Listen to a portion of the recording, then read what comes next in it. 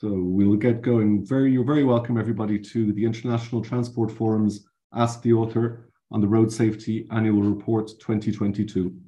This is our flagship road safety publication, issued every year towards the end of the year, which highlights the latest transport data from around the world and it provides an assessment of road safety policies and developments.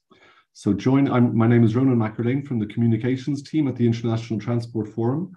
And joining me today is Veronique Feypell, our road safety expert at the ITF and lead author of the report. There are many of you joining us today, and there's been already a lot of interest in this report. It's been hugely downloaded. There's a huge amount of social media interest as well, and we thank you all for that and for your participation. The idea today is to have a very quick overview of the methodology and findings behind the report, which will last for about 10 minutes, and after which Veronique will be happy to take your questions. To send us your questions, very important to please use the Q&A function, the question and answer function in your Zoom window. That will help us to moderate and get to as many of your questions as possible. So without further ado, I will hand over now to Veronique to provide the presentation of the report. Veronique. Thank you, Ronan. Good morning, good afternoon, good evening, everyone. It's my big pleasure today to present you some of the key findings of our annual report on road safety, which was prepared by our IRTAD Group on international traffic safety data. To start with, some very preliminary data on 2022. As you know, road safety and mobility have been profoundly impacted by the COVID-19 pandemic. And in 2020, we have seen a dramatic decrease in the number of road deaths. In 2022, we just have currently data for some countries for the first semester of the year. And what we can see is that in many of these countries, road deaths increased in the first semester of 2022 compared to 2021 and 2020, but they are still below the levels prevailing before the COVID-19 pandemic. Still, we don't have yet mobility data to say whether the risk actually increased or decreased. Nevertheless, several countries report worrying degradation in driving behaviors in the first half of the year 2022. Regarding 2021, we have a full set of data from all the 34 countries included in the IRTAD database. And what we've seen is that 2021 is still an abnormal year, and it was still very much impacted by COVID, as a number of countries were still either in curfew or has some lockdown during some times in the year 2021. And as a consequences, we see that traffic volume increased compared to 2020, but was still below the pre-COVID level. And for most countries, road deaths in 2021 was below the trend for 2010-19. And this is what you can see here. If I take the example of the UK here, we see a big drop in 2020, a small increase in 2021, but we are still much below the trend that occurred until 2019. In 2021, 29 of the 34 countries recorded a decrease in the number of road deaths compared to the average for 2017-19. On average, for these countries, the number of road deaths increased by a small 0.1%, but the decrease is of 12% when we remove the data from the United States. This graph presents the mortality rate in 2021. This means the number of road deaths per 100,000 population. And we see that the mortality rate range for our countries from 1.5 in Norway to a bit more than 14 in Colombia. We have today many countries with rates below 5. And when I started working in road safety in the mid-90s, I think that Sweden at that time had the lowest mortality rate, and it was at 6. So much progress have been done in the past decades.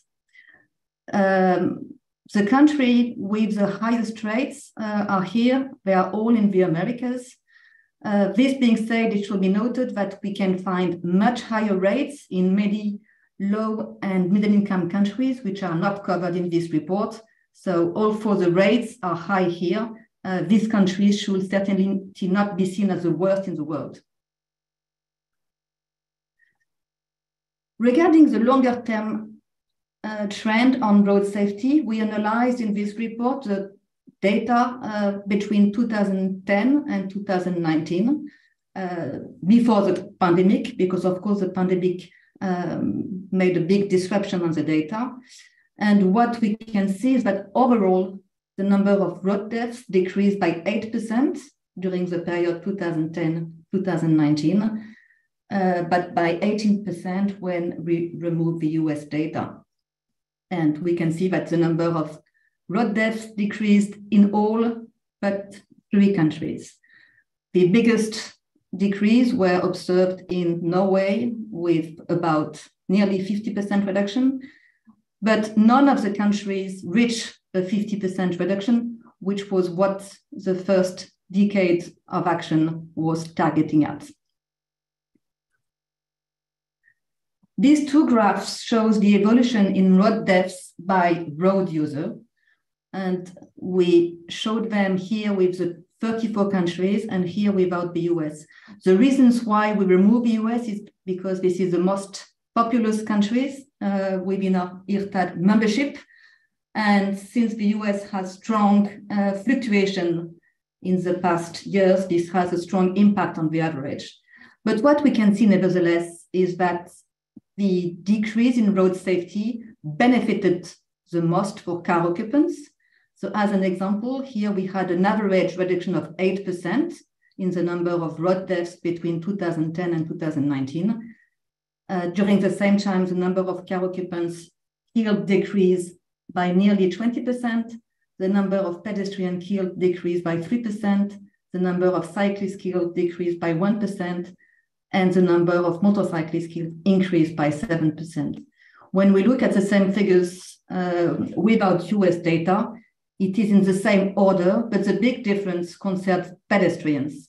You can see that when we remove data from the US, the situations for pedestrians is much better, with a 20% reduction in the number of pedestrians killed between 2010 and 2019.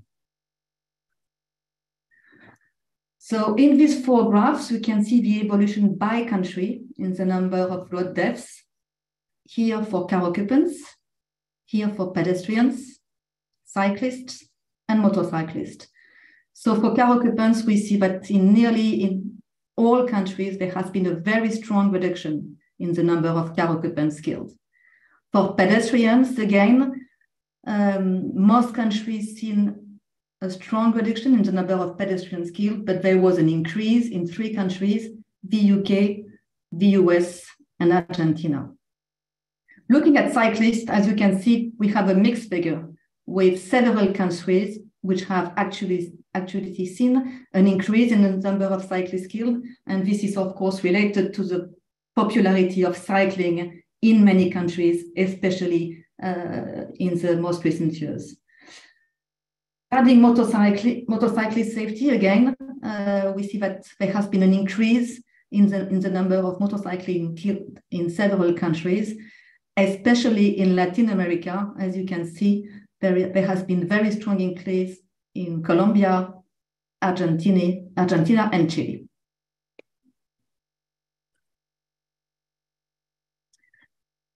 When we look at the evolution in road deaths by age group between 2010 and 2019, we see that the young population have benefited the most from the decrease in the number of people killed. So against an average reduction of 8%, there has been a 36% reduction in the number of young people aged 15 to 17, a 27% reduction in the number of people aged 18 to 20 as an example, but we see that for the elderly population, there has been an increase in the number of road deaths. And this is clearly related to the aging of the population and to the fact that senior population are much more active in traffic today than they used to be. Regarding the younger population, we think that there has been much progress in road safety, education of young people, but perhaps there is also a bit less exposure of young people in traffic. So as you know, we have now entered the second decade of action, 2021-30. And at this occasion, many countries have developed a new road safety strategy for the decade. And we were very pleased in our survey to see that many countries do have adopted a safe system or Vision Zero approach, which is a philosophy that the ITF has been promoting for many years. Many countries have set targets for 2030 in several countries, as reflected in the Global Plan of Action for Road Safety. Many countries adopted a reduction by 50% in the number of road deaths. But also what we see today is that many countries also adopted a target to reduce the number of serious injuries. And this is a very good news, because as you know, safe system is about reducing both the number of people dead, but also seriously injured. What is also interesting is that several countries specifically refer to a zero fatality target in 2050. So really, safe system and Vision Zero are really becoming an important way of thinking. And I think this is that we are currently observing. So that was, in short, my main presentation about the main findings of our report, and I'm happy to hear about your questions and comments. Thank you very much indeed, Veronique, for a very concise introduction to the findings and methodology in the report. Anybody in the live event has got a direct link to the report page. That page includes also country chapters for all of the countries for which we work on the roads with the same road safety data. Please have a look at that. To send us your questions, please use the Q&A function. Many questions already coming in, of course. So Vero will first take a question which is looking at the difference when we compare the 2021 results compared to the 2017 to 29 average, and we see a 12% decrease excluding the USA. Do we know if this is due to changes in mobility or actually better policies about road safety? Yes, as I mentioned, the year 2021 was again very much impacted by the measures regarding COVID-19, and it has a number of impact on mobility. There were countries which were still in curfew or lockdown. So the level of traffic in 2021 was still below the pre-COVID pandemic. So it is clear that a part of the reduction in the number of road deaths in 2021 is related to the fact that traffic volume has not yet come back to the pre-COVID level.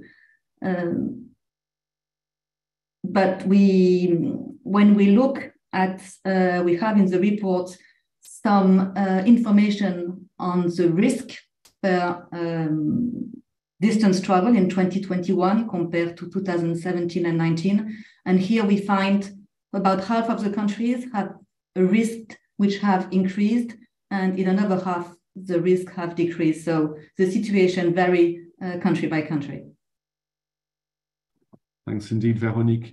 A question or a statement rather in from Cormac McKay, who's referring to self-driving technology and I guess its promise to bring better road safety. His experience with promoting this technology is that road safety is considered to be a marathon rather than a sprint, and that the sector is not yet ready to have the benefits. Where are we with this type of technology? Is it possible to retrofit current vehicles to have crash avoidance technology, for example, Veronique? Well, there is no doubt that in the future, automated vehicles will bring a lot of benefit to road safety, but we are not ready yet. So we may have on the road vehicles which can be driven autonomously, but yes, two things. We should not wait automated vehicles to be on the road to think that road safety is going to improve. We need to improve road safety now with the technology we have available now. So of course, there have been a lot of improvement in automotive safety.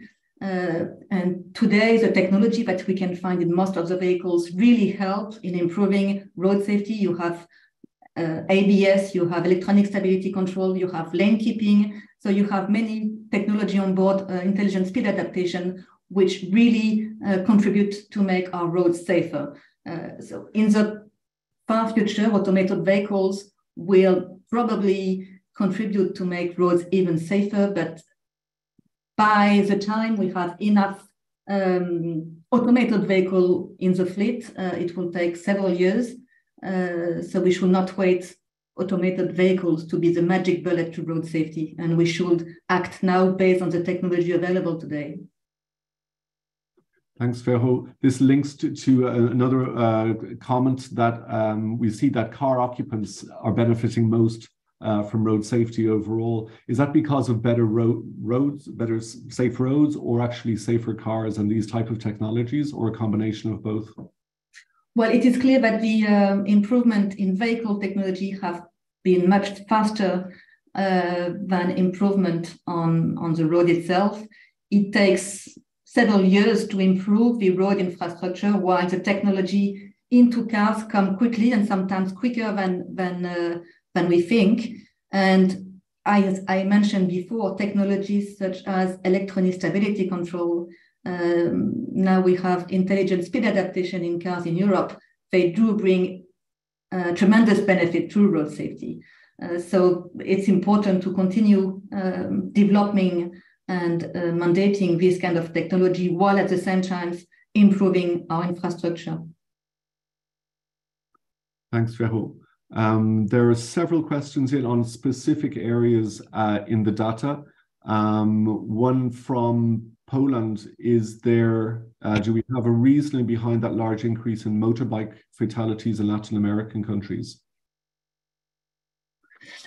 Yes, in some countries in Latin America, motorcycling is becoming a very cheap way of traveling. In some countries, it's sometimes cheaper to travel on old motorbikes than traveling on public transport. So we see in countries like Colombia that the number of motorcycles in the fleet is on a continuing increase. Another country is Chile, where the fleet of motorcycles was very low until very recently. And now Chile, like other countries in Latin America, is seeing its motorcycling fleet really exploding. And we see that the number of motorcyclists killed in Chile is also exploding. So there is a need in these countries to improve the safety of motorcyclists, and also to work very seriously on the provision of safe and secure public transport. Thanks indeed, Vero. Before the next question, a quick poll will pop up. It would help us a lot if you could answer 2 quick questions rapidly. Thank you. A question from Salvador Saavedra. Of course, on this quite different US experience, do we have an idea why there is such an increase in pedestrian mortality in the US? And are we aware of any actions that the US is taking to address this? That's a very good question. And indeed, when you see the figures about pedestrian fatalities in the United States, it's very worrying. Sometimes you think that the US is composed of 50 different states, and that there can be huge differences between states. But when I looked at pedestrian fatality data for the different states, I think that there is a common trend in nearly all the states of the US. I think that maybe in only 7 or 8 out of the 50 states, the number of pedestrians did not increase. So this is really a problem which concerns the whole territory. It seems that speeding is really a crucial factor, explaining the number of pedestrians killed in urban areas. And we also see that drink driving is very often at stake when we look at the factors behind pedestrian fatalities. Thanks, Vero. Niamh O'Reilly picks up on one point of your presentation on cycling, that the increased interest in cycling has led to more injuries and fatalities among cyclists. So given the drive to promote active travel, this is a very concerning trend. Are there other reasons that have been identified that can explain these increases, Vero? Well, as I mentioned today, there is clearly a promotion of active mobility, which is a great news, and we do need more walking, more cycling in our cities. At the same time, our government and policymakers do need to provide safe infrastructure for cyclists and pedestrians and other type of new mobility in urban areas, because clearly this active mobility is the future of urban areas, and we cannot just think about more safety by numbers. So we do need to provide adequate space for all vulnerable road users. Thanks. Interesting question from Mike Conroy. Do we have any data on the split between fatalities with passenger vehicles compared to commercial vehicles? And if not, is this something that could be considered for future reports? Yes, that's a good question, Mike. No, today in IRTAD, we do not have a split between passenger vehicles and commercial, but that's something probably we should look in the future. And similar question for Morsley Unrami on statistics of cars involved in fatalities as compared to public transport. And I guess that will be dependent on the measurement indicator that we might choose to compare those in terms of passenger kilometre travelled, for example. But IRTAD does not go into public transport fatalities, as far as I know. No, we do not have this split of information, of data. Equally, a question on data from Terry Shelton Farley. Do we have any information on serious injury trends overall? Overall, no. We are still struggling in collecting comparable data on serious injuries. As you may know, about 10 years ago, the international community agreed on a common definition for serious injuries, which is based on the maximum abbreviated injury scale. But today, countries are still struggling in providing this data in a comparable way. So in the individual country chapters, you will find information for each country when available about injury data. But today it's a bit tricky to show injury data for international comparisons. Thanks. A question on the increase in deliveries that often use motorcycles and mopeds, gig economy workers from Gila Kashislava. Do we have particular data on the safety of these type of gig workers? I don't think we do, as far as I know, disaggregate data between the types of activity that mopeds or motorcycles are doing. No, we do not have this data in IRTAD. However, ITF has been working a lot on the safety of micromobility. It published 2 years ago a report, and there will be an update of this report, which is going to be published in 2023. And I will put that into the chat very soon. Samuel Scott also asks, is there disaggregated data available between private e-scooters and rental e-scooters that might provide insights into that sector, a relatively new sector? So a first remark is that in most cases, e-scooters are not classified as powered two-wheelers. And we do not have yet this disaggregation. We are working on this. Of course, the issue of road safety and new mobility data is quite important, and both the ITF Statistic Group and the ITF IRTAD Group are going to work this year in a better classification of this new mobility, and in starting to collect data on this new mobility. Thank you, Vera. So there's a link to that Safe Micromobility report in the chat. It's a report which was absolutely remains unique and was very unique at the time as being a precursor in that area. And that's from February 2020. And as Vera said, there will be more coming on that content. A quick question on data also from Salvador Saavedra, that he does not see Mexico in the graphs on the report. Why is that so? Yeah, so we do work with Mexico, and Mexico is a member of IRTAD. However, we published in the annual report what we call validated data. So when there has been a quality check made, and this exercise has not yet been made for Mexico.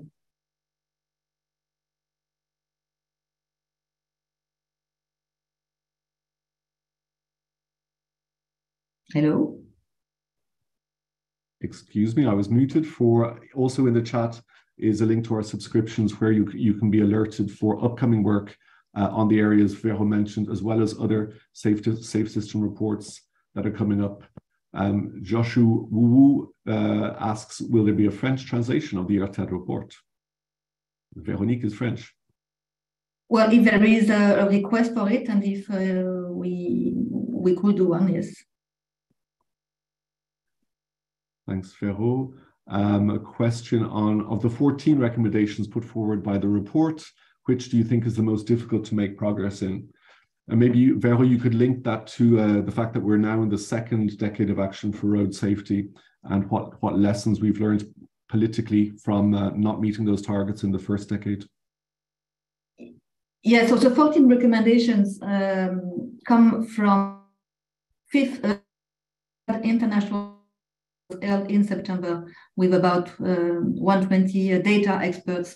So yes, we raise a number of recommendations to improve road safety data. And among the challenge we will have in the coming decades, it's the issue of serious injury data, as we discussed before, the issue of data and new mobility, and the issue of using other sources to collect data, especially on mobility. Ben, Ronan, to go back, you mentioned a question about the previous decade and what is the perspective for the new decade of action. So it is true that countries did not meet the target of the first decade of action for road safety. We could say it's a failure, but I will not share this opinion. I think that much happened in the first decade of action for road safety. I think that for many countries, it has been an amazing awareness of the importance of road safety as a public health issue. And this first decade of action was the opportunity in many countries to develop their first ever road safety strategy.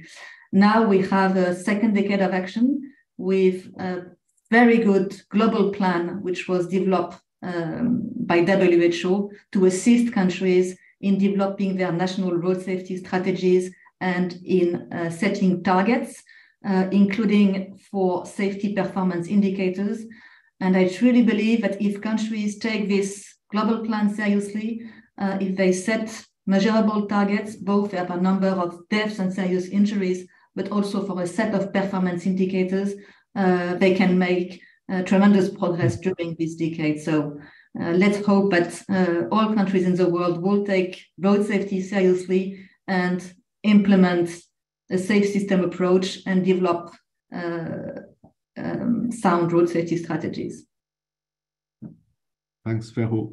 We're reaching the end of our session. We have time for one or two more questions, so don't hesitate to pop your questions to the Q&A. Rifat Turkan is wondering about a potential bias in interpreting, in any case, the statistics following COVID-19, a great increase in active transport, walking, biking, etc. Rifat wonders if certain age groups are therefore not represented by the increase in those active modes. For example, older people may not use these modes so frequently. So how can we compare deaths per thousands of people against the number of people now using these modes? Do we have a way to break down and look into the detail of that? Well, definitely we need more information, more insight on mobility trend in the past years. It's true that during the COVID period, not everybody was exposed in the same manner, and probably the aging population tend to stay more at home than other age groups. So indeed, yes, we do need to have a bit more data on mobility patterns during the COVID to understand different change in traffic behavior. A question from an anonymous user on the Ukraine war crisis and its impact on traffic volumes and accidents. Will that be part of future reports? Well, Ukraine is not a member of IRTAD, so for the time being, we do not have any data on Ukraine regarding road safety data. And I think we're reaching the end of the session pretty much. In the chat, you'll find other ways to stay in touch with the ITF through our social media accounts, and please don't hesitate to use those to bring our content to other people or indeed to get in touch with us. And for last question, also from an anonymous attendee, wondering about the surge of popularity in electric scooters and initial lack of regulation in certain jurisdictions, certainly. Does that account for an increase in fatalities and injuries for motor vehicle sectors? Well, the safety of e-scooters is definitely a big issue in most cities in ITF countries. The lack of regulation is an issue, and we see today that many cities are currently reviewing their regulation to restrict or restrain the use of e-scooters. So yes, this is definitely an area where cities must work to prevent that there are too many e-scooters, fatalities or injuries in the cities. Excellent. Thank you very much, Vero. We're glad to have got through many of your questions. There are quite a few questions that are still outstanding. Where possible, we will get back to you and contact you either by email or over the telephone to see if we can help with a few of your queries, including especially the query on technology in Africa.